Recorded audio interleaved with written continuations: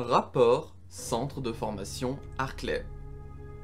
En août 1968, 5 mois après la fondation de Umbrella Corporation, un centre de formation fut créé dans les monts Arclay à environ 13 km au nord de Raccoon City.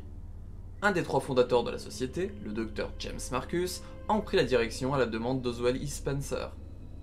Ce centre était composé d'un bâtiment principal ayant l'apparence d'un manoir possédant un dortoir, une salle de conférence, un lieu de restauration, un observatoire. La présence d'une église cachant un laboratoire sous ses pieds était liée au centre.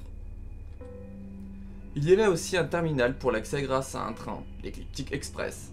Ce terminal donnait accès via un ascenseur à d'autres installations de la firme, comme le téléphérique installé vers le laboratoire sous l'église rejoignant le centre de triage.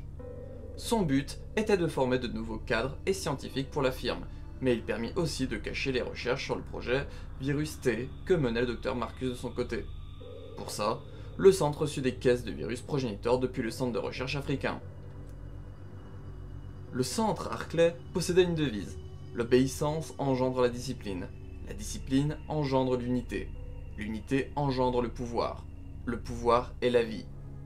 Au fil des années, le centre a accueilli de nombreuses personnes, nommées stagiaires parfois, pour les former à devenir cadres, mais c'est en 1977 que rentrèrent 2 prodiges que Marcus remarqua, William Birkin et Albert Wesker. Marcus les garda à l'œil et leur fit divers tests, notamment, il tenta de les mettre en rivalité par leur comportement antithétique. Il ressentit un grand potentiel en eux et leur envie de réussir, mais aussi quelque chose d'impitoyable et cruel. Il ne se laissa cependant pas distraire sur son but de création du virus T. Il continua ses expériences et étudia les sangsues. En janvier 1978, il arriva à créer une première version du virus T avec l'aide d'ADN de sangsues, surnommée souche T Marcus. Il garda ses recherches secrètes et fit des tests sur ses sangsues, mais ce qu'il sauta par-dessus tout était de le tester sur des humains. C'est alors qu'il commença à le tester sur des étudiants du centre de formation.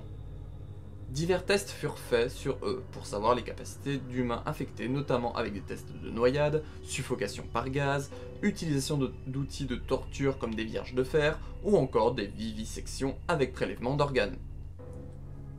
Dès qu'Umbrella entendit cela en juillet 1978, le centre de formation fut fermé.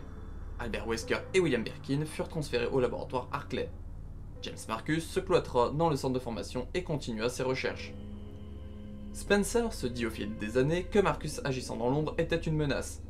En 1988, il envoya un groupe de l'USS pénétrer dans le centre de formation avec Albert Wesker et William Birkin.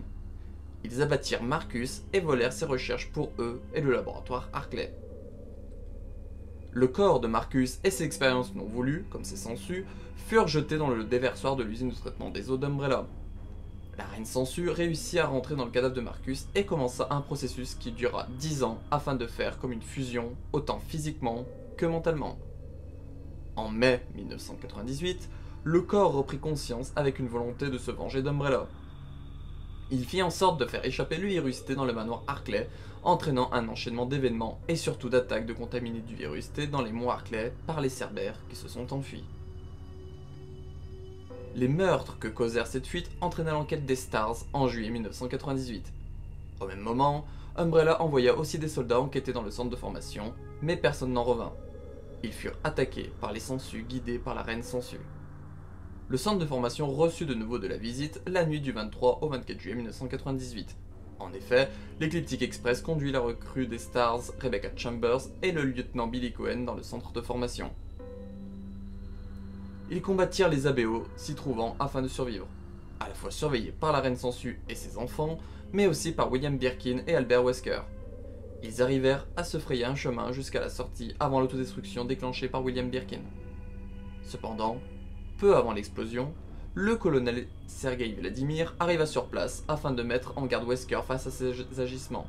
Il lui laissa son vivant pour le punir. Wesker sortit vivant du combat. Le centre de formation Arclay fut détruit en intégralité.